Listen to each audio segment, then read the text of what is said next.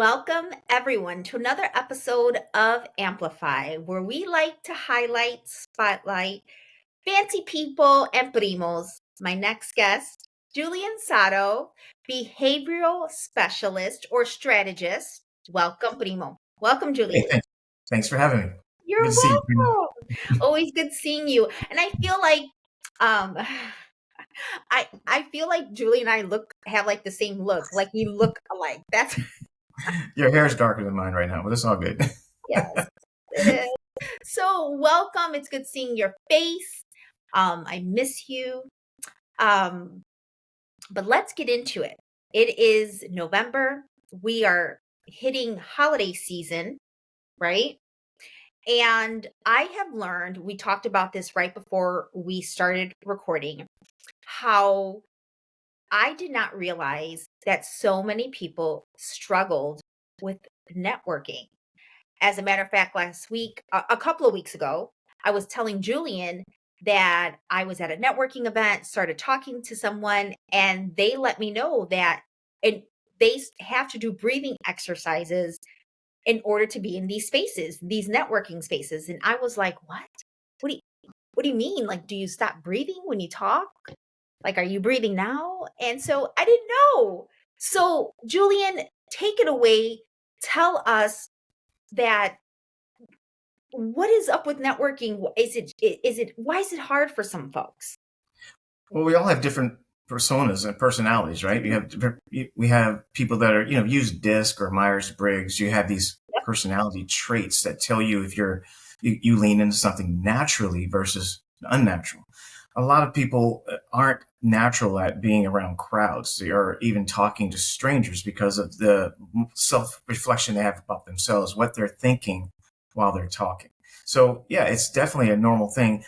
What's more important is when people think it's something wrong with them. And not everybody is a social person. They find it stressful and it takes energy away from them. So if you're not a social person, it's okay, but you need to find ways to make yourself into a person that can be social at times. Like that person you were telling me about, maybe they Yeah. take some breathing lessons.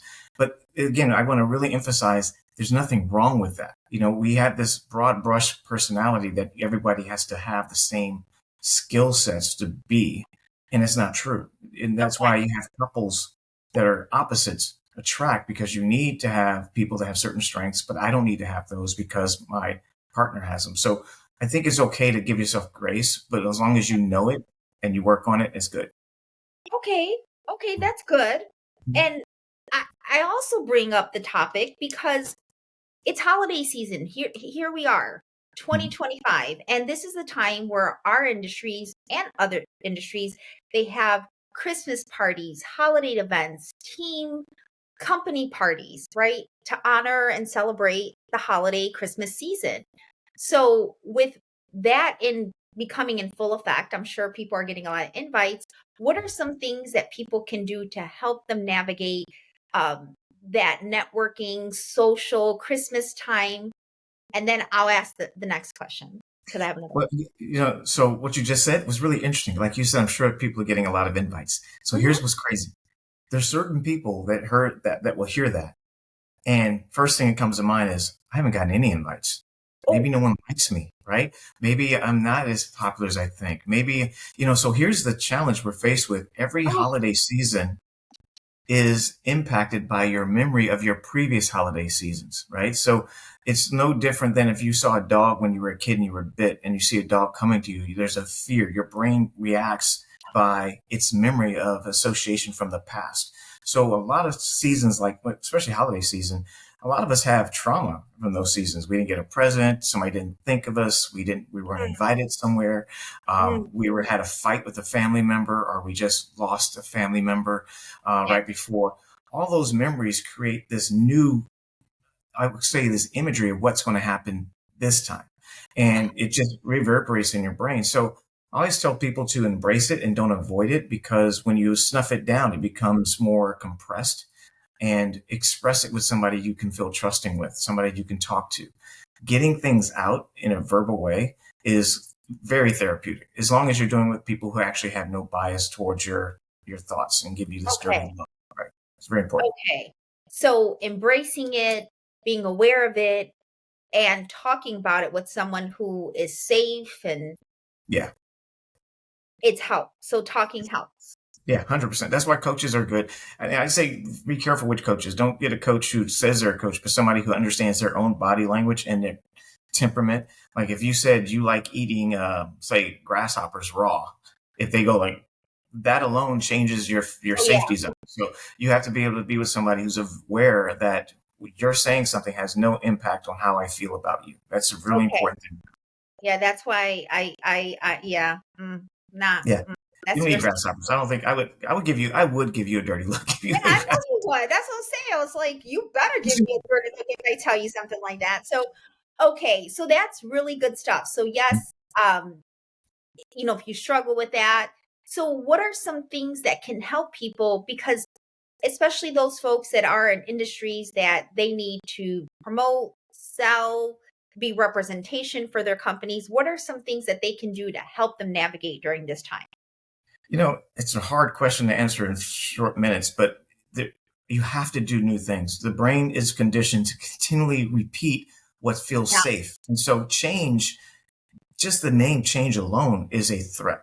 So you have to take small steps and not look at the people that have already made their small steps to big moments and Mhm. not compare yourself to those people and think I need to be that far along right Yeah. now. I can just post, hey guys, I hope you guys have a great holiday. Boom, maybe 3 seconds to 5 seconds on a post. But if Yeah. you want to get in that space, then you have to take time to learn about that space, learn about storytelling, learn about voice flux, learn about visual expressions, get Wow. technical, get technical in the skill, because just like a fireman can run into a burning building because they got technical about the skill needed to do it.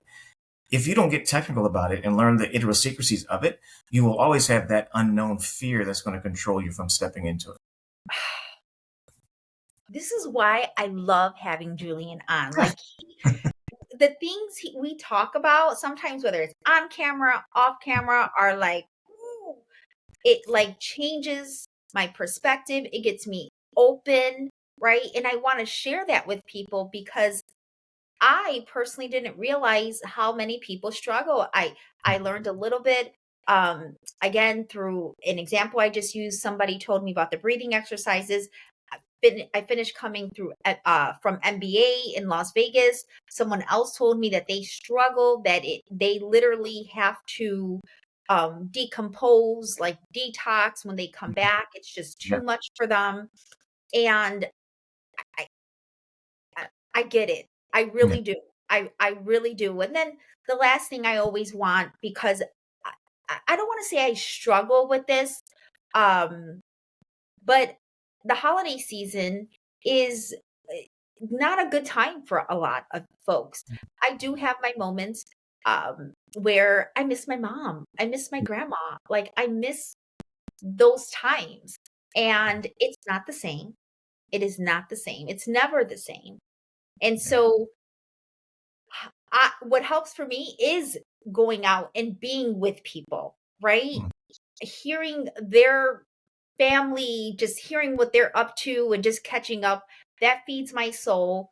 But what can other people do? And I just, Yeah, it's not, I have to interject. You have something very interesting. You said again, going back to being the NLP guy and the uh-huh. behavior guy. I know you pretty well, and I know Thank you. you're very. How do I say this? It's positive. It's not negative. I just want to say that gives you a visual. You're very. You keep yourself very busy. You're very entrepreneurial and very focused on serving others. And so I just challenge anybody that's like that, including me.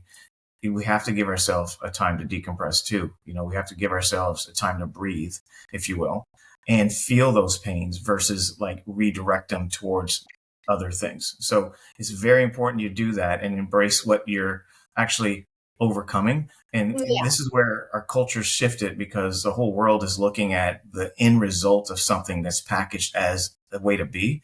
But anybody you see on social media has pain, has Yeah. struggles, has a lost one, is Yeah. struggling, might even have constipation or a headache when they're doing a video or posting.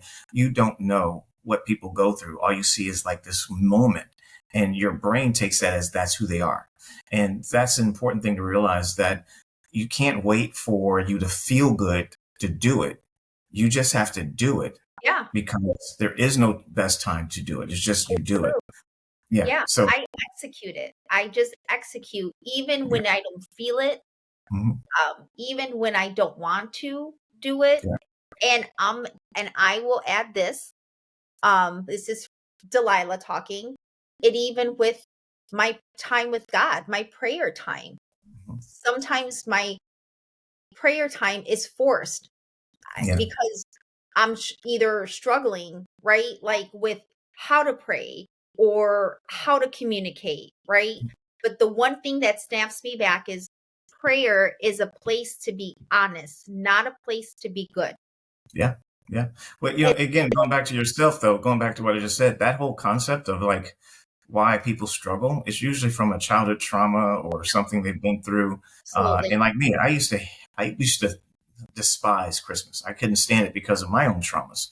And it took a long time. And so I started getting into brain science and stuff. I didn't realize that. I thought that's just who I am. I don't like it. But I didn't realize how my dislike for it was impacting the people around me that loved me and cared Yeah. for me. And I was creating a narrative for them that I had. So I had to be very aware that if I come across as disliking Christmas, what happens is my kids will remember that and feel that Yeah. pain. And then they would have, when they have kids, you're like, well, I don't really like Christmas because my family, fill in the Yeah. blank, it was my actions that caused that. So it's really interesting how that cognitive dissonance that comes in our head, but the things we create, the things we don't like, we create. And we have to be Yeah. really careful. And that's Yeah. what prayer, No. like you said, prayer is good for. It gives you Yeah. awareness to what you want. I love it. Well, if you want to connect with Julian, whether personally, business, I mean, this guy is a major, major blessing in my life, and he is a part of my tribe. And I gotta get out to Dallas and see my primo. And We with can that, come out to Florida. We can come out to Florida. I mean, I'm just true, saying. true. And with that, thank you for watching another episode of Amplified, where we highlight, spotlight primos like Julian. Thank you for watching. Bye, Thanks. everyone.